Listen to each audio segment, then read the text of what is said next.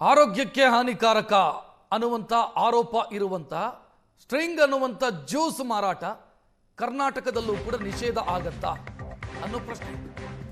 ಮಹಾರಾಷ್ಟ್ರದಲ್ಲಿ ಶಾಲಾ ಕಾಲೇಜಿನ ಸುತ್ತಮುತ್ತ ಮಾರಾಟವನ್ನು ನಿಷೇಧಿಸಲಾಗಿದೆ. ರಾಜ್ಯದಲ್ಲೂ ಇದನ್ನು ನಿಷೇಧಿಸಿ ಅಂತ ಮುಖ್ಯಮಂತ್ರಿಗಳಿಗೆ ಪತ್ರ ಬರೆಯಲಾಗಿದೆ. ಮಕ್ಕಳು ಮತ್ತು ಯುವಕರ ಆರೋಗ್ಯ ಮೇಲೆ ಗಂಭೀರ ದುಷ್ಪರಿಣಾಮ ಬೀರ್ತಾ ಇದೆ. ಇದು ಎನರ್ಜಿ ಡ್ರಿಂಕ್ ಹೆಸರಲ್ಲಿ ಇದು ಮಾರಾಟ ಆಗ್ತಾ ಇದೆ. ಆದರೆ ಕಿಡ್ನಿಗೆ ಎಫೆಕ್ಟ್ ಆಗ್ತಿದೆ ಅಂತ ಮಕ್ಕಳದ್ದು. ಇದು ಒಮ್ಮೆ ಕುಡಿಯೋದಕ್ಕೆ ಶುರು ಮಾಡಿದರೆ ಮತ್ತೆ ಅದು ಚಟವಾಗಿ ಬದಲಾಗುತ್ತೆ.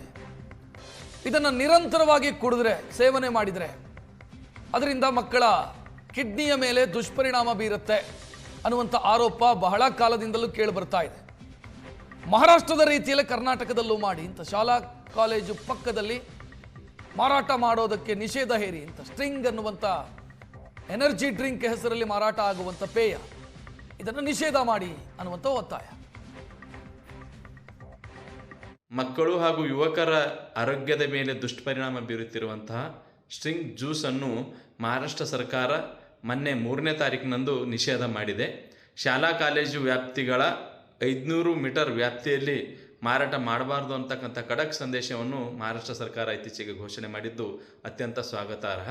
ಅದಕ್ಕೆ ಪೂರಕವೆಂಬಂತೆ ನಮ್ಮ ರಾಜ್ಯದ ಯಾದಗಿರಿ ಜಿಲ್ಲೆಯ ಒಬ್ಬ 19 ವಯಸ್ಸಿನ ಯುವಕ ದಿನಾಲು 3-4 ಸ್ಟ್ರಿಂಗ್ ಕುಡಿಯೋದರಿಂದ ಮೃತಪಟ್ಟಂಥದ್ದು ವರದಿ ಇತ್ತೀಚೆಗೆ ಪತ್ರಿಕೆಗಳಲ್ಲಿ, ಮಾಧ್ಯಮಗಳಲ್ಲಿ ನಾನು ಗಮನಿಸಿದ್ದೇನೆ.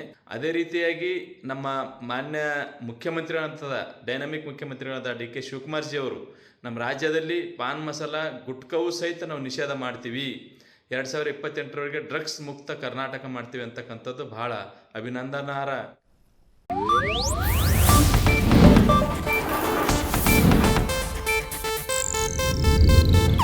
ಇದು ಏಷ್ಯಾನೆಟ್ ನ್ಯೂಸ್ ನೆಟ್ವರ್ಕ್ ಪ್ರಸ್ತುತಿ.